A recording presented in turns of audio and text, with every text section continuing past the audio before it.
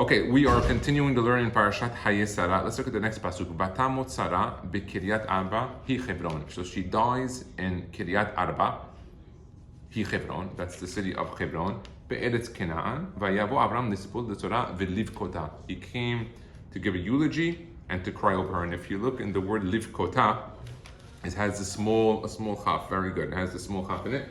Yeah, I'll show you what it is. Let's put it here on the board. Come. Let's get behind us and take a look at it. Veliv kota. It says here Veliv. Veliv. And then here's a small kota. Small, this one. And a small chaf. Alright, so what I want to show you here is, what does Rashi say? Rashi says Veliv kota. Abekirat Arba. Al Shem Arba Anakim Shehayu Sham. Alright, so there were 4 giants who used to live in Hebron. That's why they call it Kiryat Arba. So that's the you ever wonder a good question for the Haydon Tanakh? Why is it called Kiryat Arba? Because 4 giants lived there. What were the name of the giants? Achiman, Sheshai, Vetalmai, Va'avihim. Okay, so you had 3 children and their father. Okay, Achiman, Sheshai, Vetalmai, Va'avihim, and their father. Since Bereshit Rabbah Nunchet dash Dalet, Davar Achet, what's another one? Al Shem Arba'a Zugot Shnikbu Sham. Okay, there were 4 pairs of people that were buried there. Now, by the way, it was called Kiryat Arba. Well, were there 4 pairs buried when it was called? No, it wasn't. When it was called Kiryat Arba, how many people were buried there at this point in time? Adam and Hava. 2, yeah. So it was just 1 pair. It's called 4. So it was called Kiryat Arba on the future. He's giving you 2 different reasons. Adam and Hava. Avraham v'Sarah, Yitzhak v'Rivka, Yaakov v'Leah. Who else is buried in Merat HaMachpelah?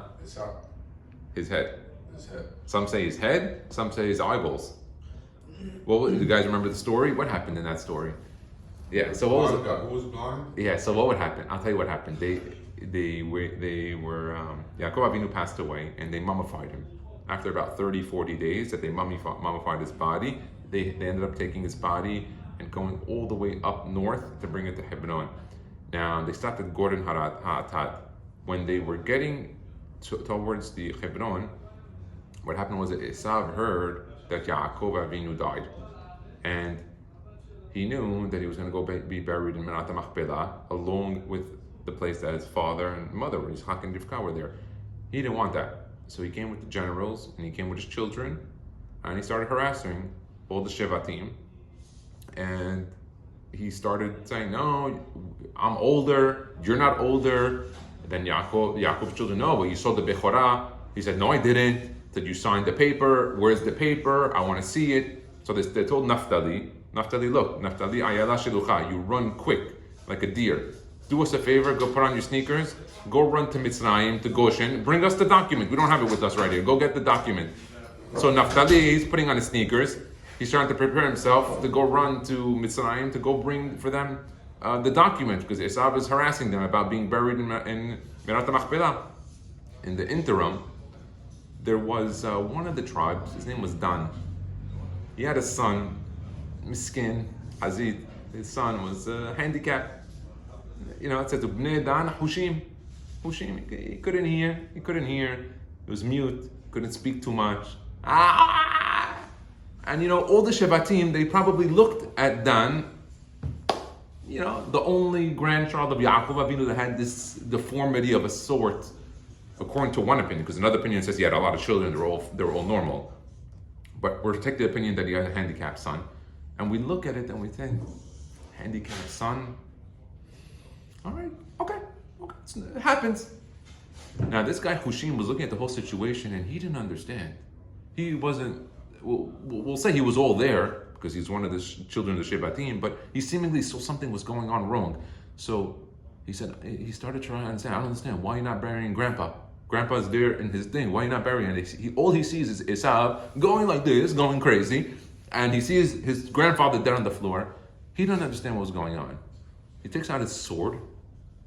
He just cuts the head of Esav off because he doesn't know this guy Esav.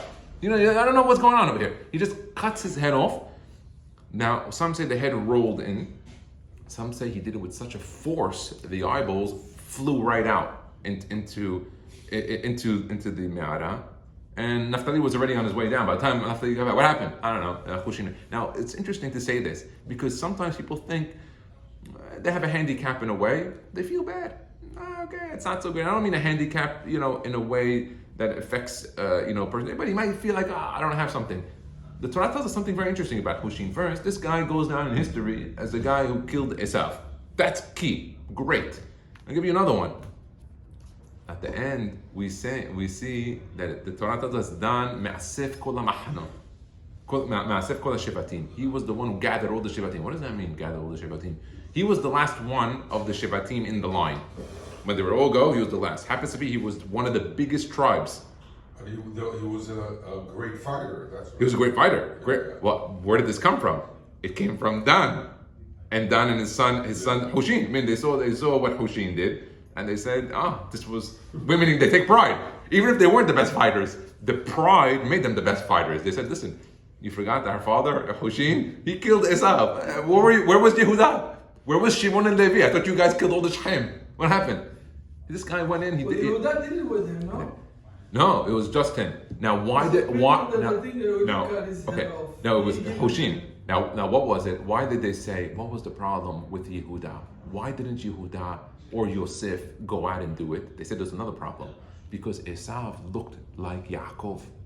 He had the same face, and there were millions.